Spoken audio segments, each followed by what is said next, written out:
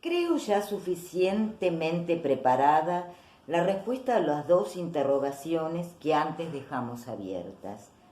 Recapitulando nuestro examen de la génesis psíquica de las ideas religiosas, podremos formularla como sigue. Tales ideas, que nos son presentadas como dogmas, no son precipitados de la experiencia ni conclusiones del pensamiento. Son ilusiones, realizaciones de los deseos más antiguos, intensos y apremiantes de la humanidad. El secreto de su fuerza está en la fuerza de estos deseos. Sabemos ya que la penosa sensación de impotencia experimentada en la niñez fue lo que despertó la necesidad de protección, la necesidad de una protección amorosa, satisfecha en tal época por el padre, y que el descubrimiento de la persistencia de tal indefensión a través de toda la vida llevó luego al hombre a forjar la existencia de un padre inmortal, mucho más poderoso.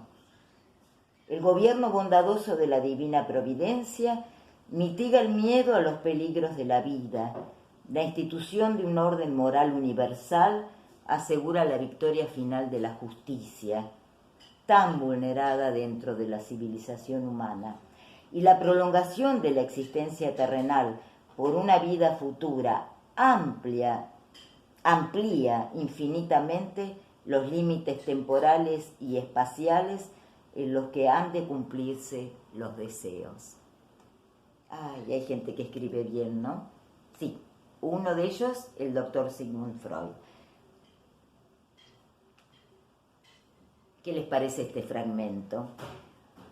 A mí se me había ocurrido que en este video ya íbamos a redondear este vuelo de pájaro sobre este ensayo tan maravilloso que se llama El porvenir de una ilusión, y son reflexiones sobre el porvenir de las ideas religiosas y de otros factores culturales, de otros factores civilizatorios en general. Pero claro, eso era una ilusión, porque como sigo leyendo el ensayo una vez y otra vez, encuentro cosas y dije, no, hay algunas que quiero señalar, que quiero comentar. Con todo, les digo que no olvido las promesas y me refiero a encarar el tema de los hongos psilocibios. Sí, ya iremos allí, estoy recopilando material, porque me llegan consultas en cierto modo por todos lados de este tema. Pero bueno, eso no es una ilusión y ya vamos a ir a ese punto. Sobre esto que leo, este fragmento tan lindo, donde habla de esos deseos del fin del sufrimiento, del fin de la incertidumbre, o de la conciencia de la exposición a la incertidumbre, que es la vida humana, y a la injusticia de la civilización, bueno, separé algunos puntitos que quiero comentarles. Primer lugar, Freud maneja tres conceptos a lo largo de todo el ensayo, que son error, ilusión y delirio. Bueno, tienen algo en común y tienen algo que los separa, que los especifica. ¿Cuál es la diferencia entre la ilusión, la religión lo es, los dogmas religiosos lo son, y el error? Bueno, el error se funda en la ignorancia, por supuesto, en nuestra ignorancia, pero el error es detectable, cuestionable, superable hasta cierto punto, y si, por ejemplo, elaboramos una teoría con el alcance que pueda tener, bueno, es falseable, la podemos discutir, la podemos mejorar, la podemos desechar. Esto no sucede con las ideas religiosas, porque la fuente de las ideas religiosas son el deseo. Entonces, el error puede descubrirse, eso nos acompaña siempre.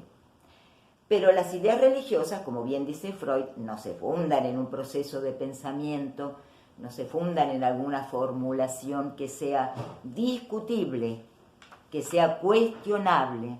Las ideas religiosas no se discuten, no se cuestionan. Son algo así como dogmas, nacemos en ellas. No es que no tengamos cuestionamientos hacia la religión. Lo que pasa es que como creencias es tan fútil pretender que alguien las va a dejar como fútil pretender que las podemos inducir. Eso no existe. Y en base es esto es en gran medida la razón de su fuerza y de su propia debilidad. Vamos a seguir avanzando sobre esto. Muy bien, el error siempre es falso y en eso es parecido al delirio. No tiene una concordancia con la realidad. No es que sea lo mismo el error que el delirio, pero ambos tienen en común que no hay concordancia con la realidad. En cambio, la ilusión puede no ser falsa. Es muy interesante esto. Es ilusión, pero puede no ser falsa, no necesariamente falso, como el delirio, como el error. Freud nos da, vamos al punto 2, ejemplos de ilusión. Primer ejemplo, Cristóbal Colón creyó que había descubierto, todos lo sabemos, una nueva ruta, era lo que él pretendía, una nueva ruta navegando hacia el occidente, hacia las Indias Orientales. Eso no sucedió. Bueno, en alguna medida sí, pero no lo sabía. No como él lo imaginaba, porque se encontró con lo que hoy llamamos América. Bien, eso se fundó fue un error que se fundó en su deseo. Ese es un ejemplo de ilusión. Otro ejemplo de ilusión que da Freud en 1927.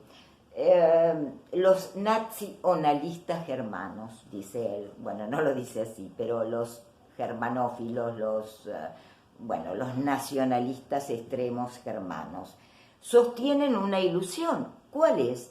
En primer lugar, que son una raza. Y en segundo lugar, sostienen la ilusión de que es la única raza susceptible de cultura.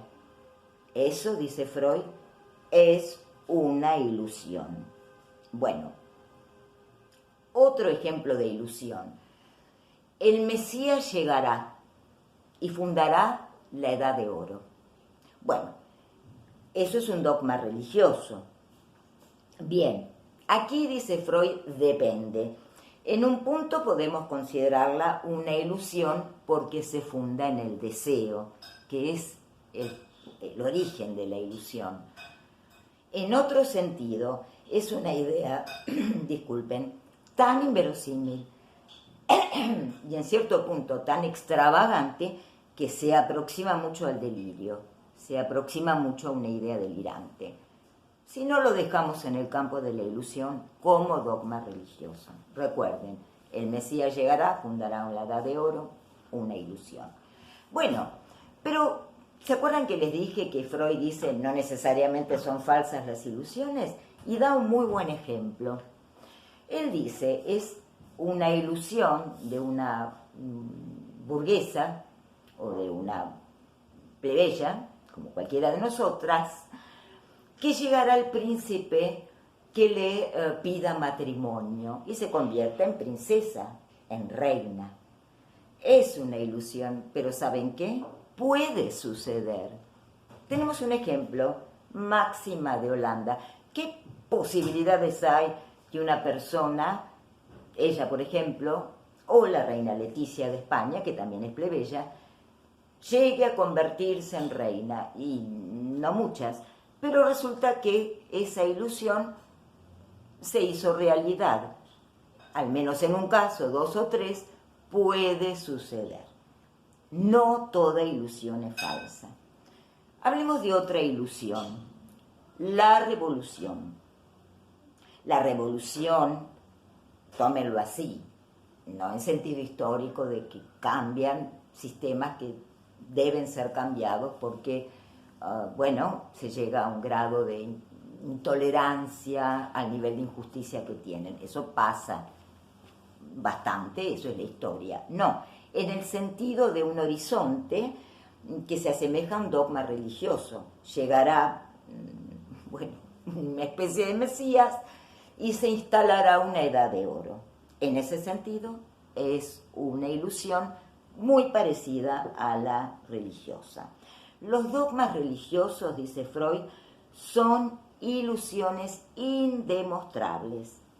Y repito, no se puede obligar a nadie a que los tenga como ciertos, pero tampoco obligar a nadie a que los tenga como falsos. Esto es inútil, es fútil, y Freud se pone a sí mismo como ejemplo.